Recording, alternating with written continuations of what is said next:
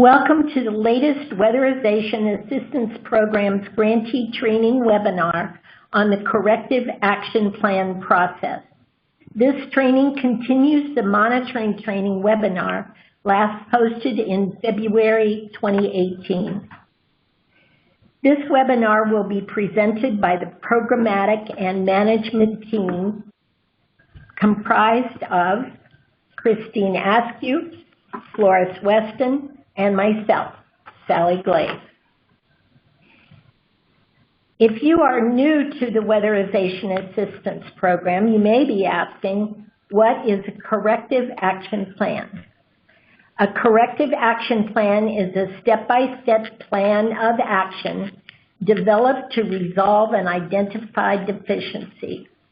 And a deficiency is considered a lapse or omission in the handling of grant funds or in the management of grant projects. It is usually called a finding or a concern in DOE documentation.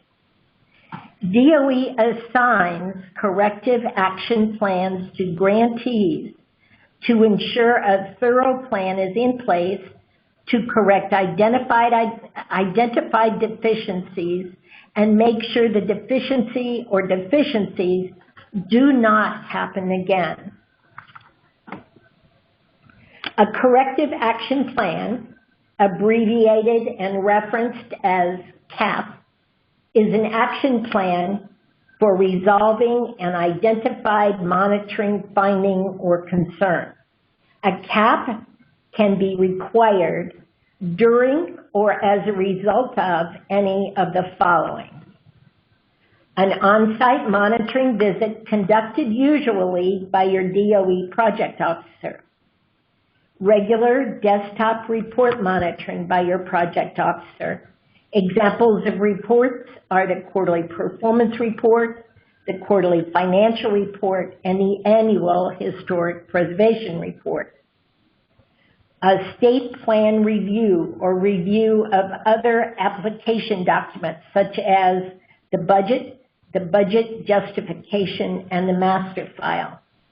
Ad hoc monitoring, miscellaneous notifications or observations that may occur.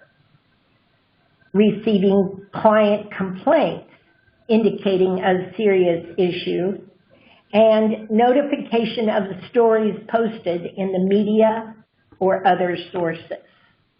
The next few slides will provide specific examples to help you understand what type of program deficiency would trigger a corrective action plan.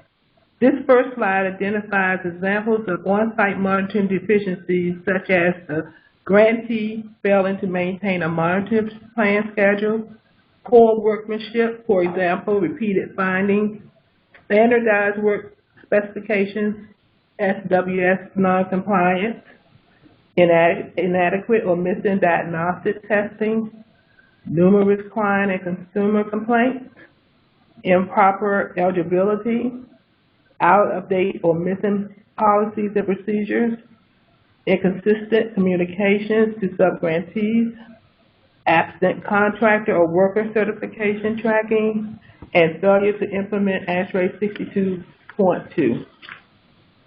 During a quarterly desktop monitoring session by DOE, you may be required to complete a CAP for slow spending, too much cash on hand, low production, which will cause money coming back to DOE, failure to submit quarterly reports, late reporting, failure to resolve open and in-process action items, non-compliance with any relevant federal regulation. During the Weatherization State Plan review, project officers could assign a monitoring deficiency and require corrective action plan from a grantee for failure to submit the public hearing transcripts, failure to announce a public hearing within 10 calendar days of the hearing date, missing key elements from the training and technical assistance, monitoring, or health and safety plans, and missing single audit or supporting documents. A correction action plan is part of the grantee required actions. for the monitoring deficiency. The notification for the corrective action plan will arrive by an on-site monitoring report with then identified action items or details, and or an email with the specific action item details.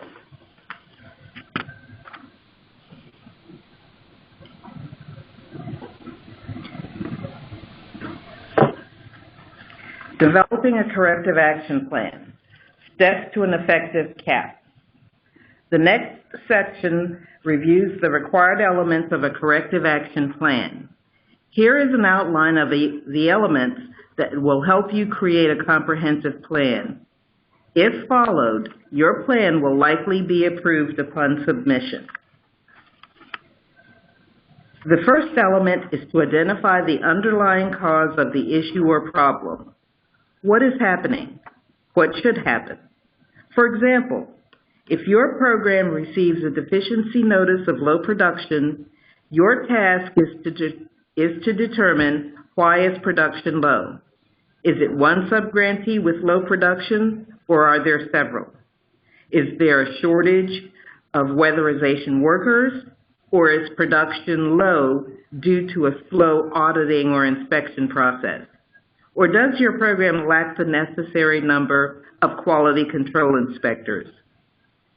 It's helpful to take a broad look from all perspectives to identify the one true cause that may not only affect production, but may affect other aspects of your program and should be included in your solution. The second element is to identify who is responsible for leading the development and implementation of the CAP. It's critical to identify the person who will lead the effort to develop and implement the corrective action plan. A team lead will help make sure the key personnel are involved who can address the various areas of work, such as the financial area, the technical area, or the management and programmatic areas. Also, it provides the weatherization project officer a point of contact from whom to receive progress reports on the development of the CAP, or from whom to ask questions or share concerns.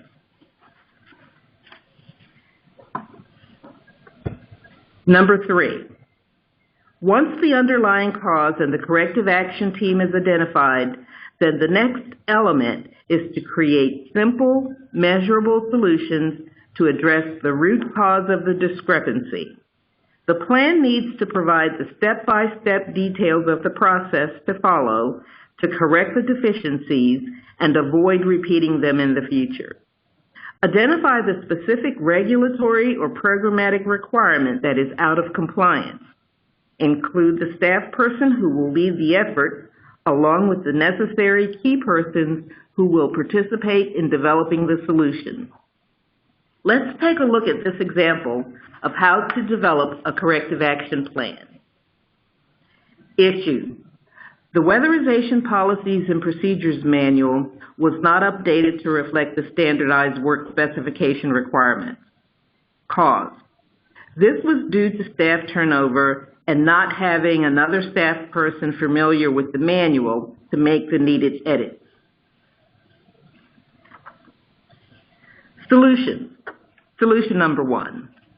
Train all subgrantee staff on the Policies and Procedures Manual and the program rules that govern it.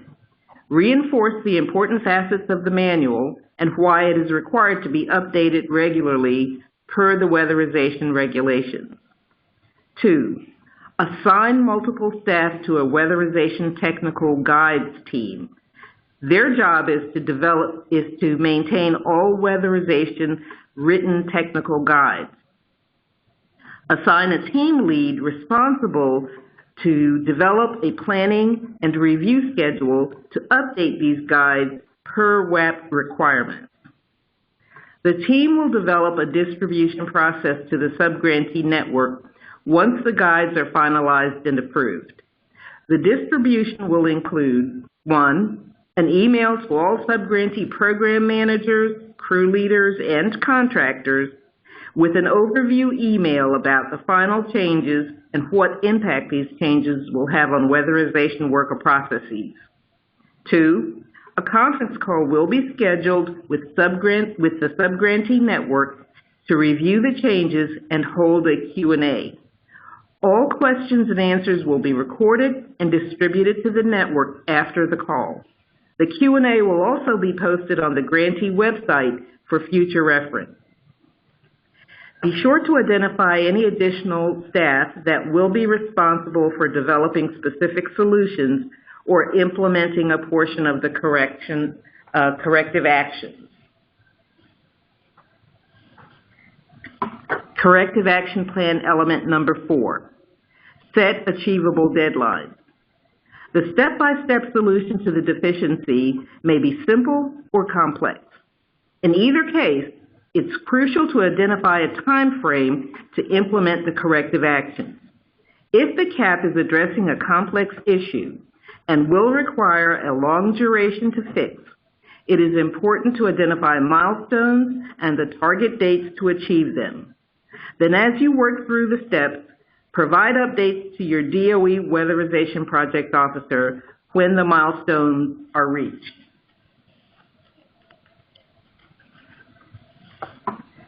Corrective Action Plan element number 5, provide progress updates.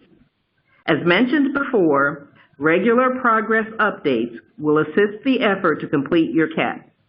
Active communication with DOE is a resource. Number 6, identify a long-term monitoring procedure. Fixing the issue is important, but even more important is to make sure that over time, your solutions are still working properly and that the identified deficiency does not reoccur. If the deficiency was related to your subgrantee network, then you can easily incorporate the deficiency check into your monitoring tool and annual monitoring activities. Depending on the severity of the deficiency, you may want to consider reviewing on a more frequent basis, either monthly or quarterly. If the deficiency was as the result of a grantee action or inaction, your program can establish an internal check to confirm the updated or new that the updated or new process is working properly. In addition, your Weatherization Project Officer will add this to their quarterly desktop checklist and ad hoc monitoring to confirm that the deficiencies have not returned. Number 7, provide documentation to demonstrate that the identified milestones of your CAP are being met, or to document that the identified solutions have been implemented.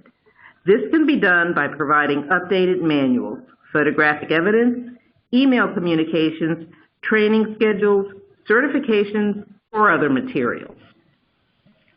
Submission process. This is the final step. Grantees have 30 days from the date of receiving a CAP request to submit your plan. If the deadline is approaching and you may need additional time to complete your CAP, please contact your Weatherization Project Officer immediately. The grantee can submit their CAP and supporting documentations to the Project Officer either by email or you can upload your documentation to the document library and page.